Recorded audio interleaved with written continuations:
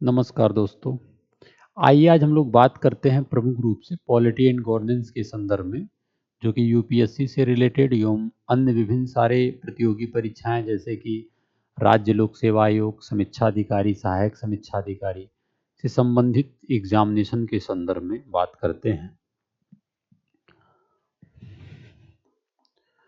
UPSC, UPPCS और RO इनके लिए इम्पोर्टेंट है। ठीक है, आज का हम लोग का जो टॉपिक है वह है केंद्रीय सूचना आयोग। ठीक है, केंद्रीय जो है सेंट्रल इंफॉर्मेशन कमीशन है। ठीक है, सीआईसी इसको बोलते हैं, सेंट्रल इंफॉर्मेशन कमीशन। जैसा कि आप जानते हैं, केंद्रीय सूचना आयोग जो कि एक सांविधिक संस्था है। ठीक है, जो कि एक सांविधिक संस्था है। आप जानते हैं कि हमारे देश के संविधान में संस्थाओं का कई प्रकार से वर्णन किया गया है। कुछ संस्थाएं संवैधानिक है, कुछ संस्थाएं सांविधिक है, कुछ संस्थाएं ऐसा है कि जो सांविधिकतर है, यानी कि संविधान के प्रावधानों से हटकर है। तो केंद्रीय सूचना आयोग एक सांविधिक संस्था है जिसका गठन सूचना के अधिकार आरटीआई, राइट टू इंफॉर्मेशन अधिनियम 2005 के अंतर्गत किया गया है। अगर मैं आपको बताऊं सांविधिक संस्था क्या है, जिस संस्थाओं का गठन संसद के अधिनियम के द्वारा, संसदीय अधिनियम के द्वारा किया जाता है, ऐसे संस्था को सांविधिक संस्था कहते हैं। और सांविधिक संस्था पूरी तरीके से जिम्मेदार संसद के अधिनियम के प्रति ही होता है, संसद के प्रति इनकी जिम्मेदारी होती है। ठीक है, तो इस प्रकार सांविधिक संस्था के रूप में इसका गठन किया गया है, जो सूचना के अधिकार अधिनियम 2005 के अंतर्गत किया गया है। केंद्रीय सूचना आयोग के द्वारा भारत के शासन ढांचे में पारदर्शिता और जवाबदेहिता को बनाए रखने में महत्वपूर्ण भूमिका निभाई जाती है। ठीक है, अगर मैं बात करूं केंद्रीय सूचना आयोग के बारे में, तो केंद्रीय सूचना आयोग जो कि मैं आपको बता दिया एक सांविधिक निकाय है। ठीक है, संवैधानिक निकाय नहीं है, ये बात आपको ध्यान रखना है। ठीक है, यह केंद्र सरकार के विभिन्न विभागों के साथ साथ, जो सेंट्रल गवर्नमेंट का विभिन्न विभाग है, केंद्र सरकार के विभिन्न विभागों के साथ साथ केंद्र शासित प्रदेशों में आरटीआई अधिनियम को लागू करने के लिए पर्यवेक्षक के रूप में कार्य करता है। जो केंद्रीय सूचना आयोग है, ठीक है, केंद्रीय सूचना आयोग क्या है? यह केंद्र सरकार के साथ साथ, सेंट्रल गवर्नमेंट के साथ साथ विभिन्न विभागों के साथ, एक केंद्र शासित प्रदेशों में उसके साथ साथ जो आरटीआई है, यानी कि राइट टू इंफॉर्मेशन, ठीक है, जो सूचना का एक अधिकार है, उसको, उस अधिनियम को लागू करने के लिए एक पर्यवेक्षक के रूप में कार्य करता है। यानी कि सूचना के अधिकार को, जो सूचना का अधिकार एक अधिनियम है, राइट टू इंफॉर्मेशन अधिनियम 2005 है, इसके प्रावधानों को लागू करने के लिए, चाहे वो संघ शासित प्रदेश में हो, चाहे केंद्र सरकार के विभिन्न विभागों में हो, ठीक है, ऐसे मामले को, ठीक है, इसको पूरे तरीके से पर्यवेक्षक का कार्य करता है केंद्रीय सूचना आयोग। ठीक है, आयोग के द्वारा आरटीआई अधिनियम से संबंधित मामलों तथा केंद्र सरकार एवं केंद्र शासित प्रदेशों के अंतर्गत सार्वजनिक कार्यालयों से संबंधित अपीलों का निर्णय किया जाता है। ठीक है, तो यह जो केंद्रीय सूचना आयोग का कार्य है, क्योंकि देखिए मैंने राज्य का इसलिए बात नहीं किया क्योंकि राज्य सूचना आयोग का भी गठन किया गया है सांविधिक संस्था के रूप में। ठीक है, तो ये केंद्र का, ठीक है, केंद्रीय सूचना आयोग का जो मुख्यालय है वो नई दिल्ली में है, न्यू दिल्ली में है। ठीक है, अब हम लोग बात करते हैं केंद्रीय सूचना आयोग का गठन के बारे में, ये भी इंपॉर्टेंट है। देखिए केंद्रीय सूचना आयोग जो सीईसी है, ठीक है, केंद्रीय सूचना आयोग सेंट्रल जो है, एक इंफॉर्मेशन से संबंधित जो बातें हैं, ठीक है, केंद्रीय सूचना आयोग में एक मुख्य सूचना आयुक्त और 10 से अधिक जो है सूचना आयुक्त होते हैं। केंद्रीय सूचना आयोग में एक मुख्य सूचना आयुक्त और 10 से अधिक जो है अन्य सूचना आयुक्त होते हैं। इनकी नियुक्ति राष्ट्रपति द्वारा एक समिति की सिफारिश पर की जाती है, जिसमें शामिल होते हैं अध्यक्ष के रूप में प्रधानमंत्री, ठीक है।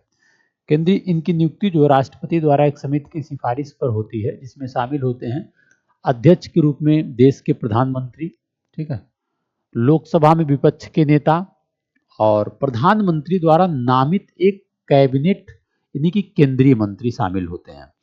तो आप इस बात का गौर करेंगे, ध्यान रखेंगे कि केंद्रीय सूचना आयोग में जो है एक मुख्य सूचना आयुक्त एवं अन्य यानी कि लगभग 10 से अधिक सूचना आयुक्त होते हैं, ठीक है।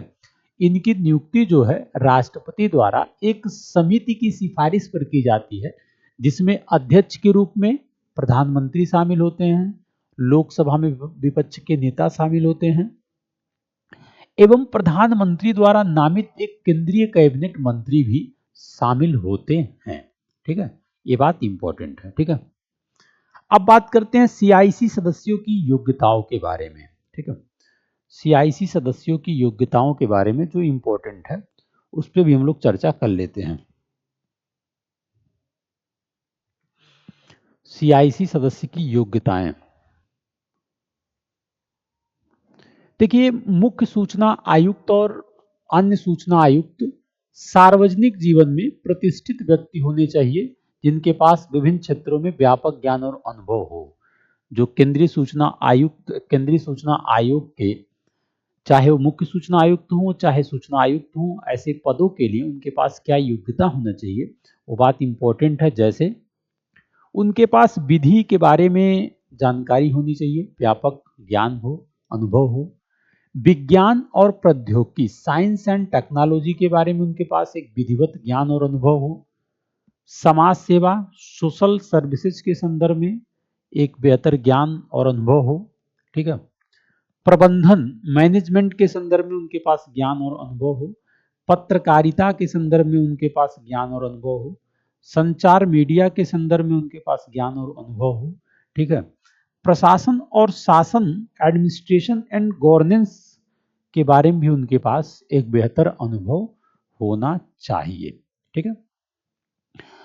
तो हमारे कहने का मतलब ये है कि सीआईसी सदस्यों की योग्यताएं क्या क्या है।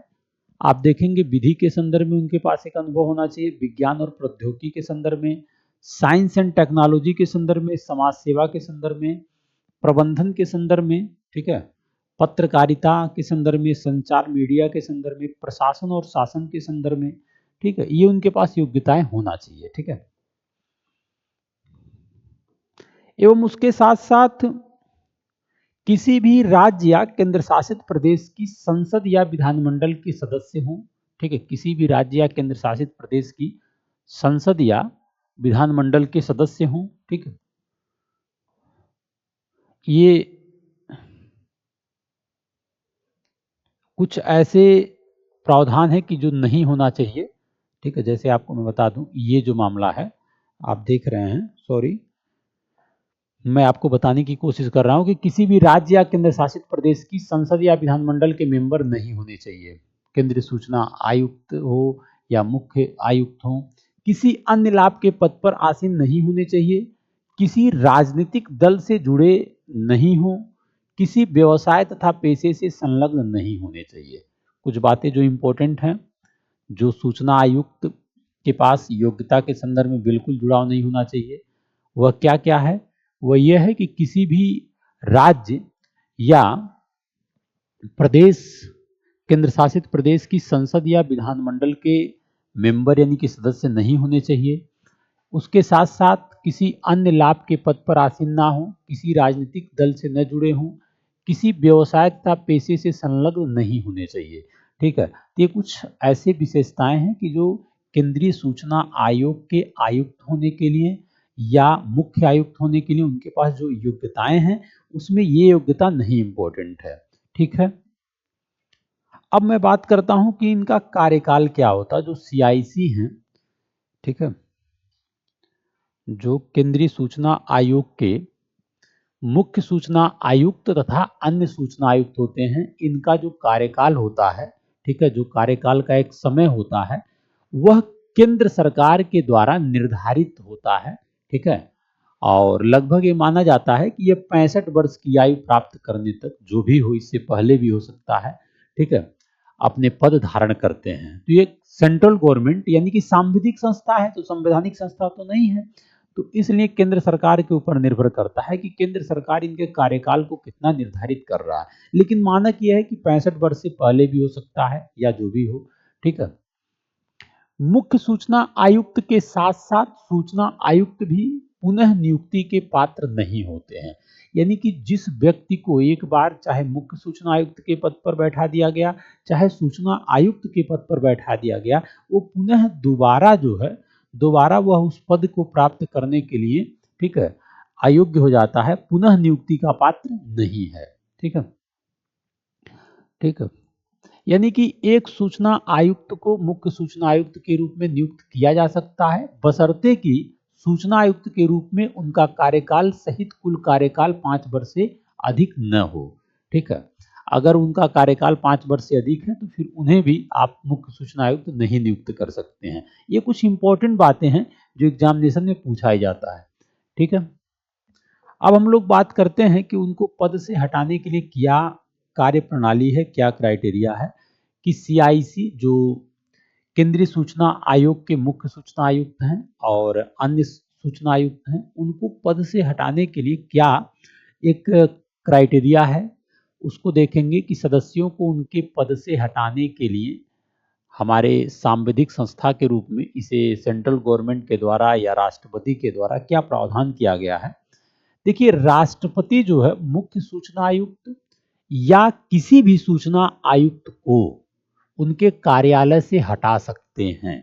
ठीक है, हमारे देश के राष्ट्रपति के पास यह पावर है, हमारे देश के राष्ट्रपति के पास यह पावर दिया गया है। भले ही सूचना आयुक्त का जो केंद्रीय सूचना आयोग है यह एक सांविधिक संस्था है, लेकिन हमारे देश के राष्ट्रपति को यह पावर दिया गया है कि वह जब भी चाहें राष्ट्रपति मुख्य सूचना आयुक्त या अन्य सूचना आयुक्त को उनके पद से हटा सकते हैं। इसके लिए कुछ आधार बताए गए हैं। ठीक है, वह आधार क्या है, पेश क्या है, इसे आप जान लें। ठीक है, जैसे कि वह व्यक्ति यदि दिवालिया घोषित कर दिया गया है, जो उस पद पर बैठा हुआ व्यक्ति, अगर उस व्यक्ति को, ठीक है, दिवालिया घोषित कर दिया जाए या ऐसे अपराध में दोषी ठहराया गया है जो राष्ट्रपति की राय में नैतिक चरित्रहीनता है, या ठीक है, यानी कि ऐसे अपराध में वह दोषी ठहराया गया हो जो राष्ट्रपति की राय में ऐसा दिख रहा है कि वो नैतिक चरित्रहीनता का कार्य कर रहा है, तो उस संदर्भ में भी हो सकता है। ठीक है, या वह अपने कार्यकाल के दौरान अपने कार्यालय के कर्तव्यों के बाहर किसी भी भुगतान वाले रोजगार में संलग्न होते हैं, ऐसा भी कुछ मामला हो जाए कि अपने नैतिक जिम्मेदारियों का निर्वहन न किया हो। ठीक है, राष्ट्रपति की राय में मानसिक या शारीरिक रूप से असशक्त होने के कारण भी पद पर बने रहने के लिए वह अयोग्य हो जाते हैं। अगर वह मानसिक रूप से या शारीरिक रूप से असशक्त हैं तो भी वह पद से हटने के लिए अयोग्य हैं। ठीक है,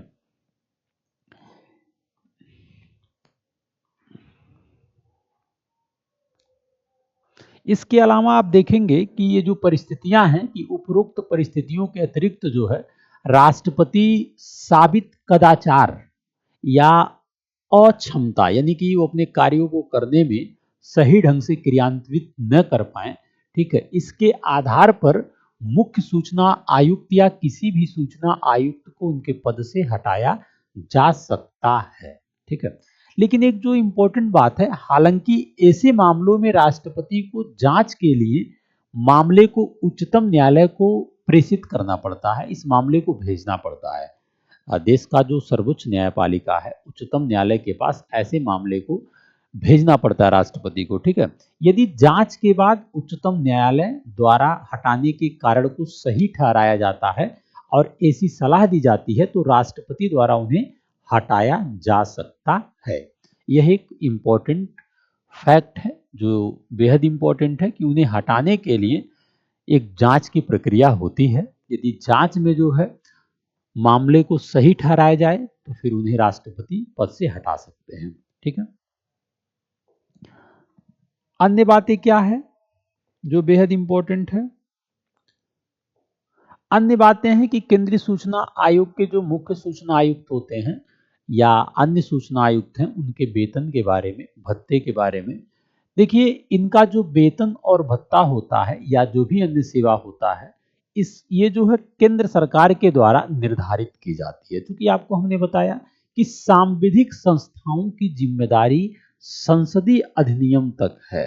अब संसदीय अधिनियम, सेंट्रल गवर्नमेंट के पास पावर है। देखिए, केंद्र सरकार तो सारा काम करता है, लेकिन जो संसदीय अधिनियम है, संसदीय अधिनियम पूरी तरीके से केंद्र सरकार के ऊपर डिपेंड करता है। ठीक है, क्योंकि संसदीय नियम मंत्रिमंडल के एक प्रस्ताव के द्वारा ही उसको निर्धारित किया जाता है। ठीक है, फिर जाके वो एक संसद के द्वारा एक औपचारिक रूप से एक अधिनियम बन जाता है। एक बात जो इम्पोर्टेंट है कि इनके वेतन और सेवा शर्तों में उनकी सेवा के दौरान कोई अलाभकारी परिवर्तन नहीं किया जा सकता, ये भी बात इम्पोर्टेंट है। ठीक है, कार्य तो हमने आपको सीआईसी का बताया है कि जो केंद्रीय सूचना आयोग है, इसका जो मुख्य कार्य है वो आपको हमने बताया कि आयोग का कर्तव्य है कि वह किसी ऐसे व्यक्ति से शिकायत प्राप्त होने पर उसकी जांच करे जो जन सूचना अधिकारी की नियुक्ति नहीं होने के कारण सूचना प्रार्थना पत्र प्रस्तुत करने में असमर्थ हो। कहने का तात्पर्य है कि जो राइट टू इंफॉर्मेशन अधिनियम 2005 है, उस अधिनियम से संबंधित जो भी मामले या विवाद या वैचारिक विचारधारा हो, उन सारे मामलों का एक पर्यवेक्षक के रूप में कार्य करने का जो जिम्मेदारी है वो केंद्रीय सूचना आयोग के पास है, जो बेहद इंपॉर्टेंट है। ठीक है,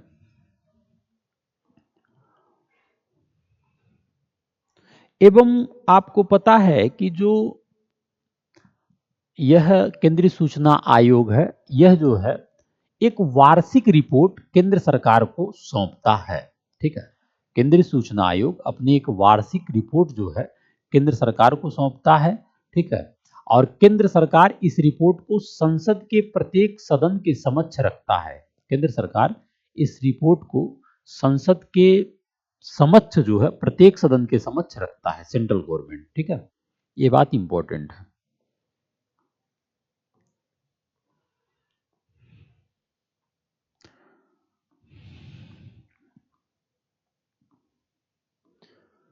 थोड़ा सा यदि आपको मैं बताऊं कि जिस अधिनियम के तहत केंद्रीय सूचना आयोग को कार्य करने का अधिकार दिया गया है, उस अधिनियम के बारे में भी आप बेसिक बातें जान लें। मैं बात कर रहा हूं सूचना का अधिकार, राइट टू इंफॉर्मेशन अधिनियम 2005। सूचना का अधिकार अधिनियम 2005 भारत में एक ऐतिहासिक कानून है जो आम नागरिकों को सरकार और उसके कार्यों से संबंधित निर्णयों पर सवाल पूछने का अधिकार देता है। ठीक है, जो राइट टू इंफॉर्मेशन है ना, अधिनियम 2005, ये क्या करता है? यह आम नागरिकों को सरकारों और सरकार के कार्यों से संबंधित जो भी डिसीजन है उस पर सवाल, ठीक है, पूछने का अधिकार देता है। इसका प्रयोग जो है, इसका प्रयोग नागरिकों और मीडिया द्वारा व्यापक रूप से भ्रष्टाचार को रोकने, सरकारी कार्यों में प्रगति, खर्च से जुड़ी जानकारी आदि को प्राप्त करने के लिए किया जाता है। राइट टू इंफॉर्मेशन अधिनियम 2005 ये प्रत्येक नागरिकों का एक कर्तव्य और दायित्व है। ठीक है, कि आप राइट टू इंफॉर्मेशन के तहत गवर्नमेंट के कार्यालय से, ठीक है, किसी भी संबंधित मामलों में सरकार और उसके कार्यों से संबंधित निर्णयों पर सवाल करना, पूछने का अधिकार है। ठीक है, नागरिक और मीडिया द्वारा ऐसे भ्रष्टाचार को रोकने के लिए सरकारी कार्यों में प्रगति, खर्च से जुड़ी जानकारी आदि को प्राप्त करने का एक अधिकार है। ठीक है, ये बात आप समझ गए। चूंकि इसका जो उद्देश्य है, ठीक है, यह जो है सरकारी निकायों, जो गवर्नमेंट बॉडीज हैं, सरकारी निकायों और सार्वजनिक प्राधिकरणों के अधीन सूचना तक पहुंचने का एक कानूनी अधिकार देता है। ठीक है, एक कानूनी अधिकार देता है। इसका उद्देश्य सार्वजनिक प्राधिकरणों के कामकाज में पारदर्शिता और जवाबदेही को बढ़ावा देना है। सूचना का अधिकार अधिनियम 2005 जो है, इसका उद्देश्य क्या है? इसका उद्देश्य है कि सार्वजनिक प्राधिकरणों के कामकाज में पारदर्शिता और जवाबदेही को बढ़ावा देना है। इसने सूचना की स्वतंत्रता अधिनियम 2002 का स्थान लिया है। इसने जो है, यह जो राइट टू इंफॉर्मेशन अधिनियम है, इसने सूचना की स्वतंत्रता अधिनियम 2002 का स्थान लिया है। ठीक है, यह वाक और अभिव्यक्ति की स्वतंत्रता अनुच्छेद 19 के मौलिक अधिकार में निहित सूचना के अधिकार को लागू करने के लिए प्रतिबद्ध है। ठीक है, ये भी बात इंपॉर्टेंट है।